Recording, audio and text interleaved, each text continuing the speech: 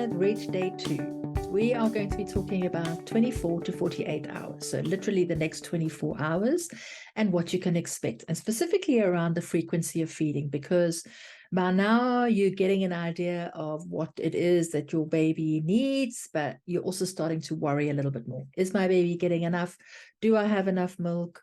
Are they sleeping too much? Because very often in the second 24 hours, they are quite sleepy. They are still recovering from the birth experience, regardless of how that went, or especially because of how that birth was. So what to do? Well, first of all, as we've said already, you want to be feeding on cue, responsive feeding, understanding and watching, listening, learning what it is that your baby wants. And if they are sleeping a lot, keeping them skin to skin, gently waking them more or less every 3 hours by taking them off. If they are already naked, just changing their nappy, or if they've got clothes on, taking their clothes off so that they feel the cool air, and that will generally be enough to wake them up. There is no definite frequency of feeding at this stage, because while 3 hourly makes it a perfect 8 hours and 8 feeds in 24, they just don't do that. They don't have clocks, and they are feeding according to their needs. But bear in mind that usually the second 24 hours, they are quite sleepy, and that's okay. It's also a chance for you to catch up on your sleep, because you've probably been awake and watching your baby because you're just so overwhelmed and so full of love, and hormones are all over the place. So quite possible that you haven't slept much, if at all, in the last 24 hours. And now would be the time for you to catch up on a little bit of sleep. If your baby is sleepy, make sure that you feel safe enough to sleep by ensuring that your baby is skin to skin with your partner or somebody else that you trust implicitly, so that you know they will wake you if they feel that your baby needs you. Because if you're breastfeeding, unfortunately, you're the only person that can provide that nourishment and those feeds for your baby. While you are aiming for 8 feeds in 24 hours, in the second 24, day 2, if you don't quite get to 8, that's okay. Your baby's probably going to make up for it tomorrow. So how much sleep is normal? Well, in the first week, 16 to 20 hours a day is quite normal and quite expected. And the way that happens will depend very much on the way that your baby is feeding. So if you're feeding in response to their cues, then you're probably getting it right. And we've already mentioned that it's expected that on the second 24 to 48 hours, it's quite normal for baby to be quite sleepy. Most babies will sleep until they're hungry and go to sleep when they've been fed. One thing to remember is that generally babies don't know the difference between night and day. Their circadian rhythms haven't quite settled in and worked everything out yet, and that's okay. We don't expect them to. Just give them some time. They will work it out. So it's quite possible that the baby will be asleep most of the day and awake during their night. And this is also tuning into your hormones and the way that your breast production works. So go with it initially, because in another video, I'll be talking about cluster feeding, but I'll mention it now. And basically what happens with cluster feeding is that one, that usually happens after midnight in the early hours of the morning, between sort of 2 and 5 a.m. The other time that it is very common is in the late afternoon, sort of 6 to 8 at night, just when you're kind of winding down for the day and already exhausted. Cluster feeding is when your baby seems to be insatiable. They feed, they fall asleep, you think they've had enough, you put them down, 10 minutes later they wake up, feed as if they've never been fed before. Very normal behavior, specifically in the first 2 weeks. Probably won't happen on day 2 where we're at the moment, but something to be mindful of, because it will happen when they do wake up, and it's okay. And part of that is them not knowing the difference between night and day, but that will settle if you give them enough time and you follow their cues. Self-care is the most important thing, specifically at this time when your body is already undergoing so many changes.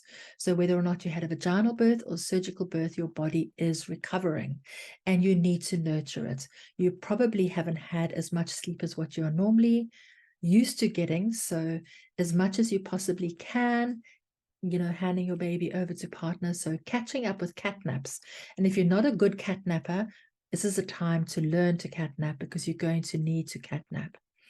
I cannot stress enough the importance of ensuring that you are getting the right, good nutrition while you are recovering and when you are breastfeeding your baby. And what that means is 3 good meals a day and 3 snacks. And by snacks, I mean really healthy snacks. So it can be something as simple as an apple and some peanut butter, a banana and a piece of whole wheat toast, some hummus and crackers, avo on toast, a smoothie. And when you would make your smoothies, add loads of greens into them and a little bit of cinnamon and, just making them exciting, but really, really nutritive. Protein is incredibly important in recovery and for breastfeeding. So if you can, try and get a small amount of protein at every meal, specifically breakfast time. And eggs. Eggs are a real whole food. It's kind of got everything that you need, particularly your fat-soluble vitamins A, D, E, and K. So speaking of that, making sure that rather than eating low-fat cheese, low-fat milk, low-fat everything, that means that you're not getting the benefit of those fat-soluble vitamins, or not as much.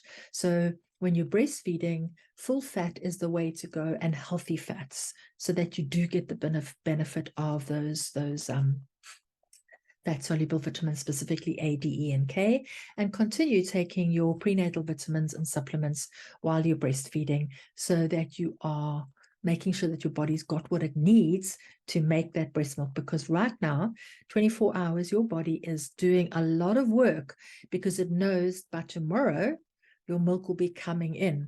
And that's because your body's done it. So it really does need a lot of support in this time. Make sure that you are comfortable when you're feeding. Don't tolerate a painful latch, and use this time to really dig into and tap into your deep maternal knowing. So often I hear, it's my first baby, I just don't know what to do. But even with your first baby, you have that maternal instinct. Nobody knows your baby better than you. Nobody. You grew your baby. Your baby knows your voice. You know your baby's movements, their patterns, everything. So trust that and tune into that to be your guide. You will be getting a lot of information, advice. You'll be looking up a lot of stuff, and it's quite overwhelming at times.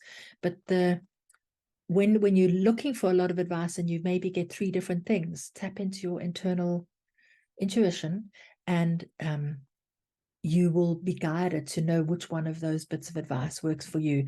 And it might be very different to something that's worked for somebody else, but you are unique and your baby is unique. And the last thing I want to talk about in this video is about breast pumps and whether or not pumping is necessary. Ideally, it's not, and it should only be done at this time in 24 to 48 hours under the guidance and supervision and at the by a lactation consultant, because very often people will start pumping because they think, oh, it'll stimulate the milk to come in quicker. Trust nature. Nature does everything when it's meant to. Don't make things happen before they're meant to happen. Okay, so you should only, if your lactation consultant is guiding you to pump, would that be a good idea? If you're already engorged and you've been advised to pump by somebody else besides a lactation consultant, generally not a good idea. And pumping to stimulate supply only with your lactation consultant. The breast milk and the colostrum and every feed that the baby gets is always best directly from the breast. So at this stage, pumping is not a good idea, because whenever your baby needs a feed, it's best to get it from the breast. The amounts are so small that pumping, once again, can impact your confidence, because you think that it's small amount, maybe it'll only get 5 or 6 mils when you pump at this stage between 24 and 48 hours. You think, well, how could that possibly be enough for my baby? But it is. And when it comes from the breast, the baby is probably getting more than that, because they're a lot more effective at removing colostrum and milk from the breast than any pump could ever be. Plus, when we're pumping into a container, so a lot of that is going to get stuck on the sides. We can't get the full amount out. So it's always better directly from the breast, and not to pump unless you've been advised to by a lactation consultant for a very, very specific reason, and you know why you're doing that and how it's going to help you. Of course, the other thing would be is if your baby is in NICU and you're unable to feed your baby, then obviously that would be a good time to pump. And in that case, you would be pumping at least 2 to 3 hourly, because then you do need to stimulate and do what your baby would normally have done. So that brings us to the end of this video of 24 to 48 hours. The takeaways of this video is understanding the frequency of the feeds, and that the frequency is ideally 8 feeds in 24 hours, but if we get 6, it's okay. To feed on response and listen, learn, watch your baby's cues. Understanding that at this stage, baby might be particularly sleepy. And the last thing, not pumping except under the guidance of a lactation consultant, or unless your baby is not with you. Besides that, if your baby is with you, skin to skin and feeding directly from the breast is always the best thing to do.